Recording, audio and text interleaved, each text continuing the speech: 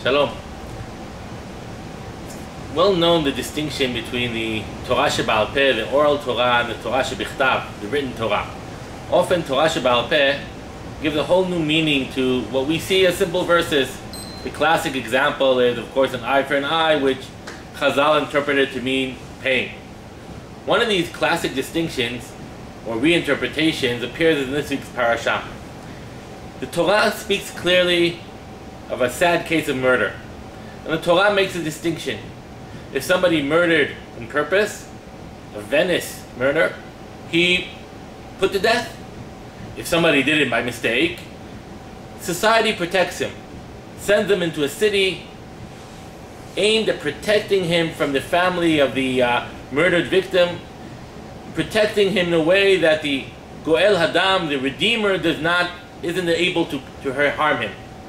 If the person chooses to leave the protected city, he's on his own.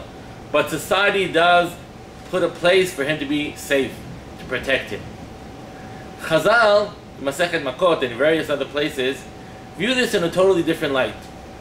They don't say that going to this city is a way of protecting.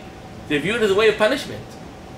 There are different levels of punishment depending on the level of the crime.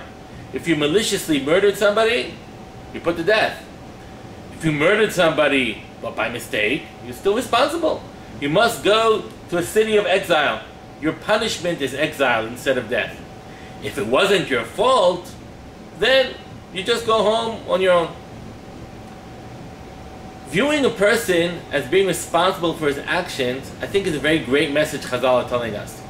It doesn't matter whether you meant to do it or didn't mean to do it. It matters if you're responsible for it or not. And even a person who did an action without malicious meaning, he didn't mean to kill anybody, it was by mistake. Nevertheless, you have to take responsibility for your action. And society expects you to take responsibility.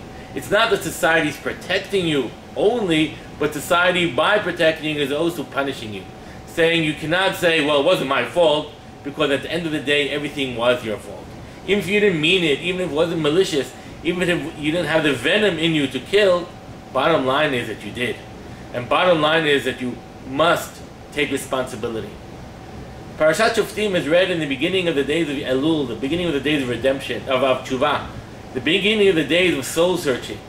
And what we're soul searching is, as we say in the prayers of Yom Kippur, is Al Chet Shechatanu L'fanecha Be'ones U'Veratzon, Al Chet Shechatanu L'fanecha Be'shgaga U'Bemezid.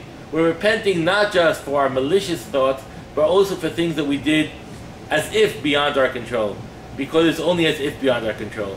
Had we taken 2 more minutes and thought about the action, had we prepared ourselves better, had we looked around us in a more constructive way, we wouldn't have faltered, we wouldn't have sinned. And Chazal teach us in this parasha of murder the responsibility one must take for his actions. Responsibility not just for his aims, but rather also for the end result. At the end of the day, we have to care for everything we create, whether good or bad. We must take responsibility for whatever we do, whether we meant to do it or not. Shabbat Shalom.